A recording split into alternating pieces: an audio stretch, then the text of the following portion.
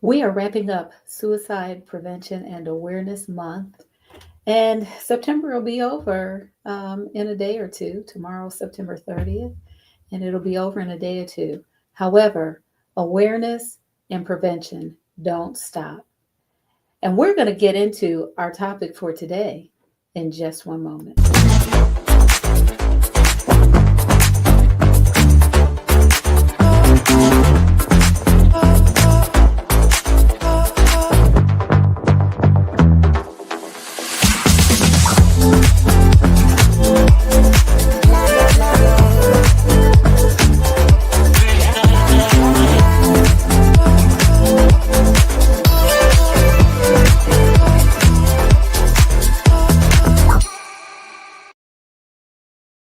Hello there. Welcome to Stress Talk Live. This is the place where we help women over 40 to live healthier lives through strategic stress management, solution focused self care, and grateful living. I'm your host, Marcyline Bailey, and I'm so glad that you joined me today. I'm also very happy that you have joined me for the entire month where we've been sharing facts and information around suicide prevention to increase your awareness of the the problems, the issues, the concerns that might contribute to suicidal ideation, also the prevalence of suicidal ideation. I've shared with you statistics, I've shared with you information, I've shared with you facts about prevention, and I hope you will take that and keep it up here as well as here. We're approaching the end of the month. However, as I said in the opening, suicide prevention doesn't stop. Suicide awareness does not stop. Learn more. Learn how you can identify and recognize the signs and symptoms that someone may be in danger of death by suicide. You just might save a life. Okay, so before we get into our topic today, which I have not announced, but I'm going to announce it right now, our topic is 5 top relationship habits that you can really help prevent suicide. Let me try to say that one more time. Five, five top relationship habits that can really help prevent suicide. Remember, in a previous talk, I shared with you that um, um, I don't know what I shared. Yes, I do.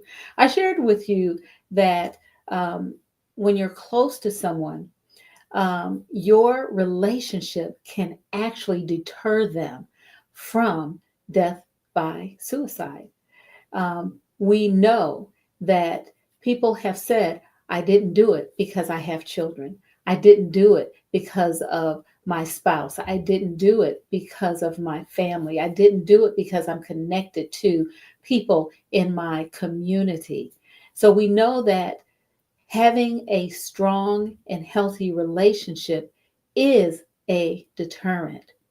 And so I'm going to talk to you and share with you 5 habits that can help create a relationship that will deter suicidal ideation and death by suicide. So, first, let's talk about this. Follow me, follow ML Bailey Consultants at ML Bailey Consultants on Facebook, Instagram, and YouTube. You can always find me also on LinkedIn. This is my tap link, which honestly needs to be updated. However, there are some super resources on this link that will help you to lower your stress levels and provide information on how to take care of your mental health and just take good care in general. And this is my website. Yeah, that needs to be updated as well. However, you can learn more about ML Bailey Consultants and about me when you go to this link. Now let's get into our topic at hand. We're talking about 5 top relationship habits that can really help prevent suicide. Let's get into the first one. And as you know, I always share with you that my notes are over here. So if I'm looking over here, that's why I'm looking at my notes. Okay. So let's get into the first relationship habit. Okay. Relationship habits. And we are going to talk about 5 of them. Okay. So, number 1, and this list is not in order of importance. It's just in order, just it's just in no particular order. So, don't think that because it's the first one that it is the most important one. However, I do think it is quite important, and I think many people would agree with me on this. One of the relationship habits that can really help prevent suicide is trust. Trust is one of those habits that is very important in a relationship. When we have a partner or a friend, a relative who is trustworthy, meaning that we can rely on them. They are reliable. We can rely on what they're going to do, that they're going to, whatever they say they're going to do, they're going to do it.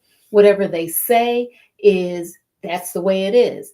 They don't vacillate from, they don't vacillate. They won't tell you one thing and then turn around and say something else that's contradictory. They don't say they're going to do something and then do something totally different, or not do what they said they were going to do. You've entrusted them with some of your most intimate facts or information about yourself, and they hold that dear. They don't go out and spread it, they don't go out and talk about it. They are trustworthy, and you trust them. You trust them. That is a very poignant relationship habit. And there are different ways to develop trust. Being consistent is one thing. Again, saying what you mean, meaning what you say, doing what you say you're going to do, following through with commitments, promises. That is how you develop trust. Also, keeping confidence, keeping things in confidence that you said you were going to keep in confidence. That is how you develop trust. Showing up, regardless as to whether anybody else does, but showing up. That's how you develop trust. But then there's another side of that, right? While trust is a relationship habit that can help prevent suicide, there is another side of that. When we are in a relationship in which we trust each other, those individuals or a group in which the group trusts each other, it is one of the other parts of that is that those group members, those individuals consider the needs and the feelings of the other people they're connected to. So there's another part of that. You're not just putting your trust in someone else, they are also considering your needs as well as your feelings as well. So, trust is a top relationship habit that can really prevent suicide. How is that? Well, basically, if you are having suicidal feelings, feeling as if you want to take your life by suicide, you will trust that you can share that information with someone and that they will take the information and do whatever they can to keep you safe. Okay. And again, here's the 988 Suicide and Crisis Lifeline that I want to share with you. These are individuals who you can trust when you contact this 988 number. you can trust these people to do what they can to help keep you safe. Okay. The next, the next relationship habit, authenticity. Authenticity. Authenticity means being your true self, being genuine, being being genuine, being who you are without compromise, without apologies, without um, trying to be somebody you're not, trying to act like somebody you're not, um, being authentic, being your true you, being the true you, being your true self. We've learned, I think, that it's not easy to be who you are. That's why you have to trust people, right? You trust people who enable you, allow you to be who you are and not what they want you to be or what they think you should be. Um, so it's being genuine, it's being you. Now, you may not be able to be truly you when you're at your work space, in your workspace, right? You have to, there's a certain persona that many of us have to maintain due to professionalism, professional ethics, as well as the office decor, right? Or decorum. However, when you're with the people you have relationships with, your friends, your partner, your family, you should be able to be authentic in who you are. Again, there's another side of that, right? Because with authenticity, it's a two-way street where people that you trust allow you to be genuinely who you are, true to yourself, because they value your individuality and your uniqueness. They also probably, if they allow you to be who you are, they also value their own authenticity and their own value. They also value their own individuality as well as their own uniqueness, right? So authenticity is important too. Being able to value not only your own individuality and uniqueness, but that of others. And when we can do that and we can do it consistently, we can build trust with other people, which again, these are the two of the top 5 relationship habits that can really help prevent suicide. Trust, authenticity, and I'm going to get to the third one in just a moment. The third one is honesty. Honesty is saying things the way it is, right? Expressing facts, expressing facts, um, not not even expressing facts, right? That's what honesty is. Being truthful. Honesty can take on different forms too, right? You can express facts. Are you expressing all the facts? Are you giving the whole picture or are you just giving a part of it? Are you leaving some things out, right?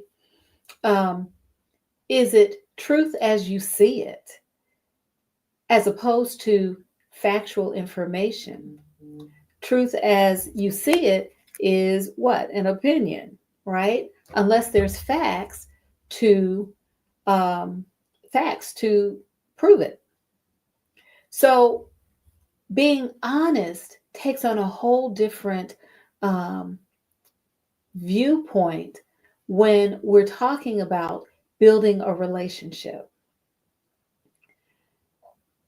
Honesty also requires an environment or an atmosphere that values truth and factual information, as well as shares truth and factual information. It also requires an environment of compassion and kindness. Because we can, some people say, I'm going to tell you a hard truth, and they can do it in a harsh way.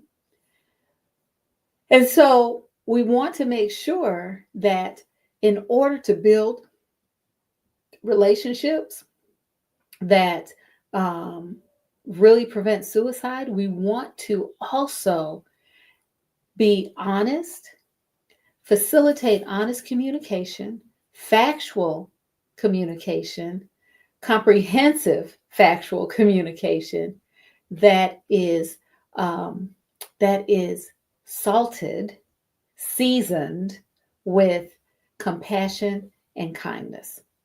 Okay. So I've been talking about the top 5 relationship habits that can really help prevent suicide. I've shared with you trust as one, authenticity as the other, as a second, and honesty as a third. Let's go on to the next one. And I know I'm going through these kind of quickly. So, um, yeah, just going through them quickly. No need to belabor it, right? The fourth, the fourth one is understanding. Understanding, we want people to understand us. Um, Understanding comes with communication, but understanding also comes with um, trust as well as authenticity and honesty. It's connected. I think they're connected. But understanding is about knowing the history, knowing the background, knowing how a person got to this point in their journey, knowing the things that they experienced, knowing how they experienced those things. Like, what did they feel? What did they think? How did it make them seem?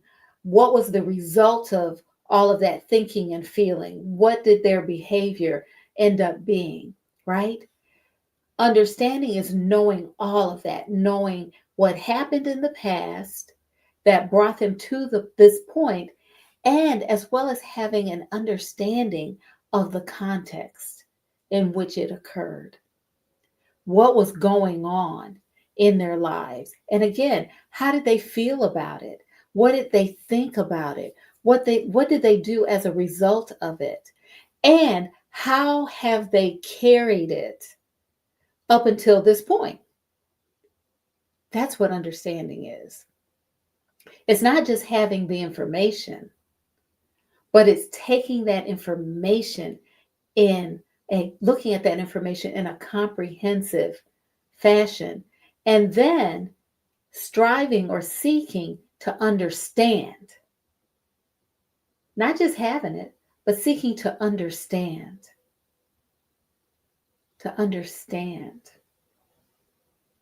to actually know the who, what, when, why, how of that person. That's what understanding is about. Understanding. So, why is this a relationship habit that can really help prevent suicide? It is because it's an intimate look at the person. It's going deep inside of who they are, why they are, and what causes them to behave the way they do, what causes them to think the way they do, what causes them to react the way they do, what causes them not to react in certain situations, what causes them to be still in certain situations, what causes them to be quiet in certain situations. It gives a glimpse inside into a place where very few people get to see. So, Talking about 5 top relationship habits that can really help prevent suicide. I've talked about trust, authenticity, honesty, and understanding. Now, let's talk about the fifth one. The fifth one is acceptance. And I have in my notes, well, let me tell you what acceptance is. Acceptance is a willingness to accept responsibility for your actions, your thoughts, your behaviors, right? Your feelings, even. Willingness to accept responsibility. Also, a willingness to acknowledge mistakes and errors. So, how is that a relationship habit? Um, let me before I talk about that. Also, take actions to correct the mistakes or errors. Okay, so there's 3: willingness to accept responsibility, acknowledge mistakes and errors, and take action to correct any errors or mistakes. Um, the person who's developing these relationship habits, acceptance, it's not just um, taking whatever the person gives, dishes out, right? It's not just that. It's holding that person accountable so that they are willing to accept responsibility, so that they will acknowledge their mistakes and errors, and they are also taking actions correct to correct whatever mistakes or errors that they have made.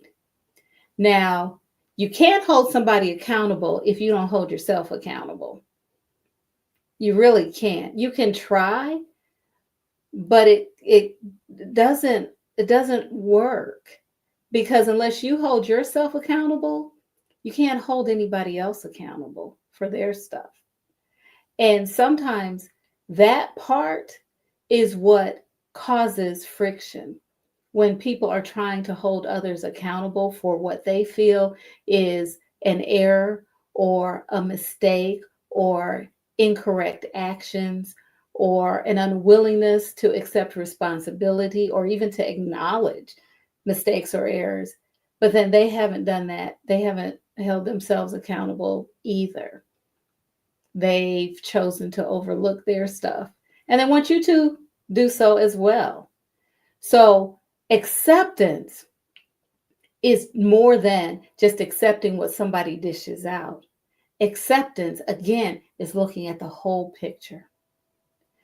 It is also acknowledging what is. This is it. This is how it is. This is where it is. This is what is. The situation at hand. This is it. Acknowledging it, but acknowledging it without judgment, without resistance, because it is what it is, right? And without attempting to change what is. So I know that might sound really contradictory, but it isn't really. Being a acceptance means it is what it is, and in it, it is what it is. This is how it is. I'm not going to judge it. I'm not going to label it. This is how it is right now.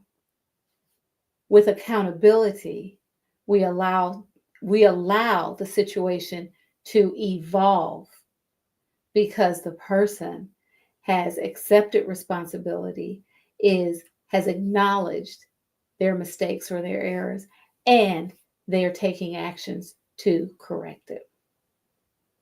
Okay.